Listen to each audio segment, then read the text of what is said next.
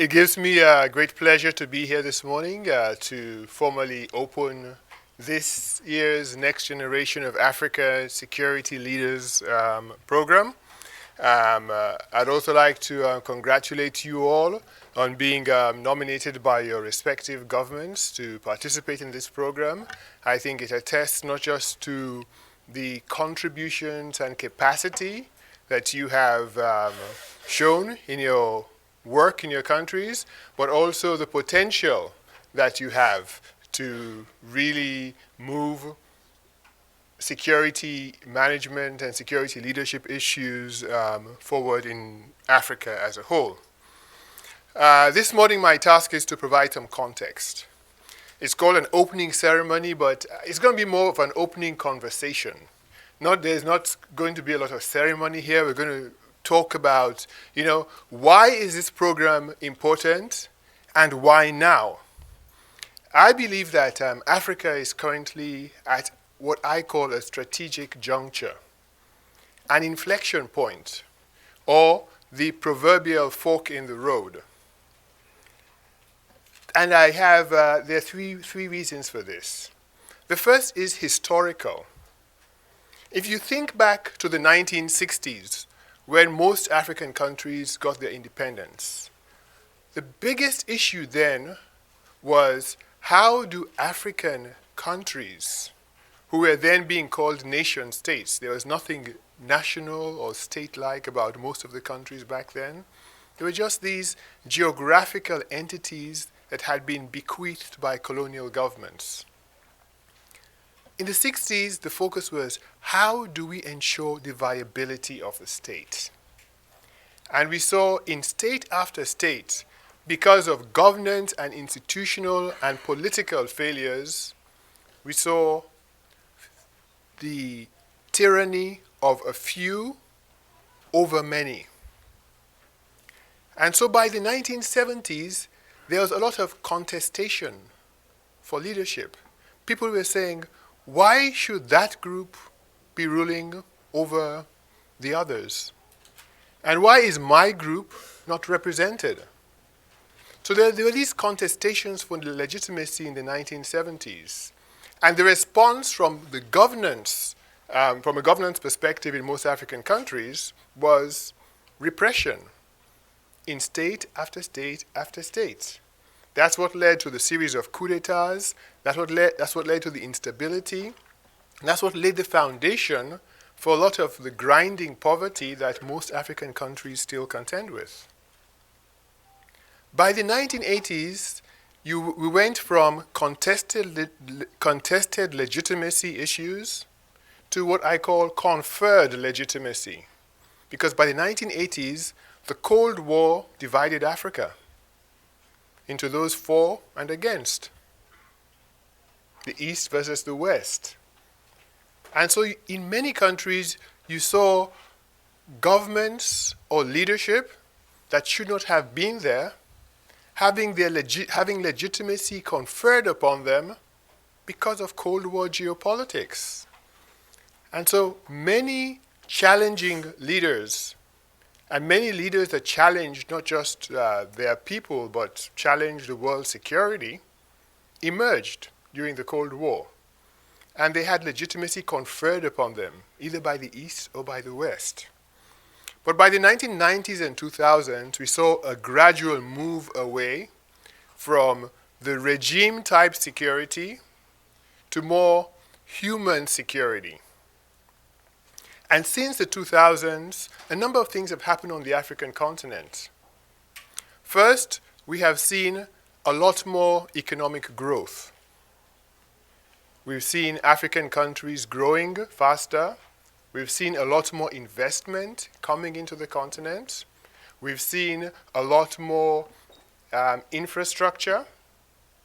There's still a lot to be done, but we've seen a lot more focus on that, on those things.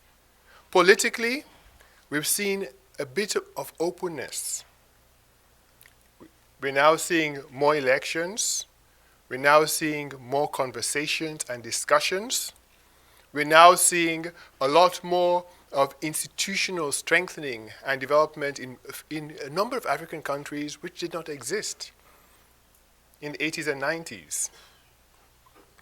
We're also seeing an increase in the impact of non-state actors. If you think hard across the African continent, the things that keep us up at night, the things that worry us on the continent is not so much more one country invading another. It is these non-state groups that challenge us. It's also persistent, low-intensity civil conflict in different parts of countries. And so, even with all the progress, all the positive signs, and all the promise that we see across the African continent, we still have challenges.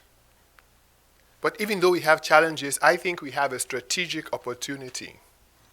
This is an excellent time for African countries to be able to redirect. And that redirection is not just an economic or political thing. I think it's fundamentally a security issue. And the challenge is, how do we transform our thinking and our institutions from entities that focus almost exclusively on state institutions to entities that respond to the challenges of today and the needs of every citizen in the country, irrespective of ethnicity, gender, religion, etc. How do we do that? That is not something that's going to come from outside. It's going to come from inside Africa. And it requires leadership. And that is why I firmly believe that the Next Generation of African Security Leaders program is one of the most important programs we as the Africa Center do across the African continent. Not just because we work with excellent people like yourselves, but because we focus on two important things. The first is leadership. Without leadership, we're not going to make the right decision at this inflection point. All the conditions are there. The economies are growing. Politics is opening. Some of the worst security challenges African countries themselves are addressing. But now we need the leadership to take that next stage forward that leads to not just stability and prosperity, but opportunity and hope for every African citizen. So focusing on leadership is important. The second thing is our focus on leadership at the strategic level. We have to be able to ask and answer the important questions of what sort of an African security environment do we want our children to inherit? What should we be doing today to make that happen? What's our end state? What's our goal? And how do we get there? What means do we need strategically to get there? And then where the resources are going to come from? And when we talk about the goals, it's always very easy. We can talk about, human security for all Africans, a strong and resurgent Africa, the Africa Renaissance. That's easy. We talk about the ways, we talk about getting the institutions, capacity building, etc. Africa is ready. But when it comes to talking about resources, it becomes problematic. I was reading a report on illicit financial flows from Africa. And one of the more telling statistics is that the entire African continent every year loses between 60, some say up to 80 billion US dollar equivalent every year because of mismanagement of its resources and theft. The total amount of foreign aid Africa receives every year is about 30 billion. Total amount of foreign direct investment Africa receives every year, about 40 to 50 billion. So if you add foreign assistance and foreign investment together, it's about the same amount that Africa loses because of bad management of its resources and theft. So the resource question is one that we also have to focus on and try to address squarely. Because one of the things we'll be talking a lot about during the next few weeks is ethical leadership. What role can we play?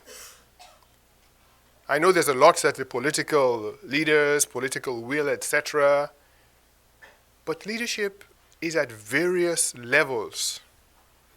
And if at our level we're doing the right thing, as we move up in our careers, as we get increased responsibility in our security establishments, it then becomes easier for us to apply the concepts, the principles, the lessons to real problem solving in our countries.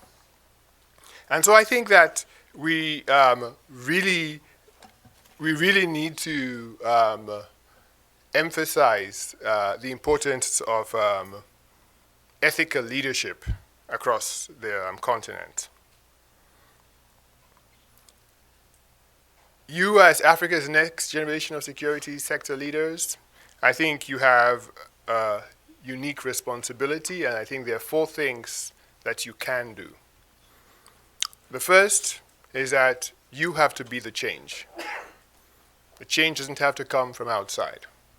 The change doesn't have to wait every time for something to come from on high. If we start changing, our countries start changing. The continent starts to change. Secondly, I think that we have to embrace ethical leadership. It is complex, it is not easy, it requires at times permissive environment and supportive cohort, but we have to be the champions who embrace the principles of ethical leadership. We also have to be catalysts. We have to be able to identify the people with whom we could work, our networks of influence. And then lastly, I think you have to be thought leaders.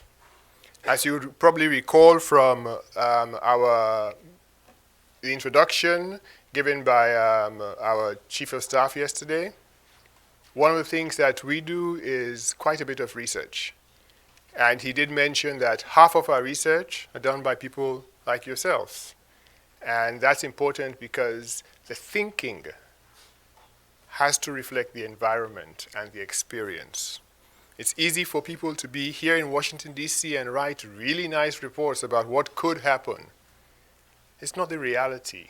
You know the reality. So if there has to be thought leadership, it has to come from you. And that's one of the reasons why we have such a strong academic/scholarly approach to the next generation. That's why we provide a syllabus that gives you readings so you could see what other people are thinking. And because we want you to also be able to contribute to that thinking, to shape the path forward. I can't tell you how many frustrating conversations I have had across the African continent where the thing that we are discussing is not how do we move Africa forward with a plan that works for Africa? But it is, should we adopt the American or the Chinese model? And my answer is always, yes, if you live in America or China. But if you live in Africa, you need a model that works for your reality, that is reflective of your institutions, and that's consistent with your personal and national aspirations. That's why I believe that thought leadership is so important. This course is not going to make you a leader. You're already leaders, that's why you're here. Your countries recognize that you're leaders, that's why you are nominated. But what is this course going to do? I think first it's going to leverage your capacity. We're going to be asking you questions in your discussion groups. We're going to be challenging you with difficult issues. We want to leverage what you know. We're going to want to leverage your experience so that it's something that both ourselves and yourselves could build on as we think about this necessary transformation in Africa's security sector. Secondly, we want to build strong networks. Because as I said earlier, this is an excellent example of no man is an island. You could learn from your neighbors. You could learn from the civilian or the military components within your own country. We want to be able to build networks so that when you leave here, you don't just leave with fond memories of 3 excellent weeks spent at the Africa Center, but you leave with capacity you can tap into, whether in your country or across the continent. Because you as a network are the people who are going to shape, Africa's next 10, 20 years, whichever way it goes. The third thing we want to do is to take you a little outside your comfort zone. So towards the end, in week 3, we'll be having a simulation exercise where we're going to ask you to, think about problem solving in a creative way. We're also going to ask you to go out of your comfort zones as you write the policy memo, which you'll be hearing a little bit more about during the course of this week. And lastly, we want you to become active alumni of the Africa Center, because every year we work in various countries, we respond to requests from various alumni groups, and we want to build on what we have done here in your countries. And so that it would not just be you taking a message back, but it would be us reinforcing that message with your peers in your country. And I think that's very important. The next 3 weeks are going to be different. They're going to be challenging, and I think on the whole, they're a great investment of your time and your effort. But they would only be rewarding to the extent that you are participatory. You have to participate, you have to be familiar with the readings, you have to engage your facilitators, you have to engage with the guest speakers if you're going to get the most out of the next 3 weeks.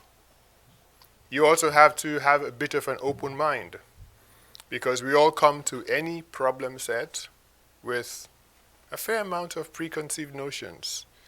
But you have to have an open mind to be able to dialogue with people across the table and come up with not just better angles on problem solving, but collaborative approaches to making the continent better. I'll be in and out during the next 3 weeks, and looking forward to getting to meet and know most, if not all of you. over that period.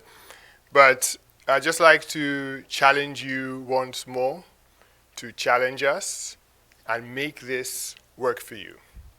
Because once again, now more than at any point in the last, from my perspective,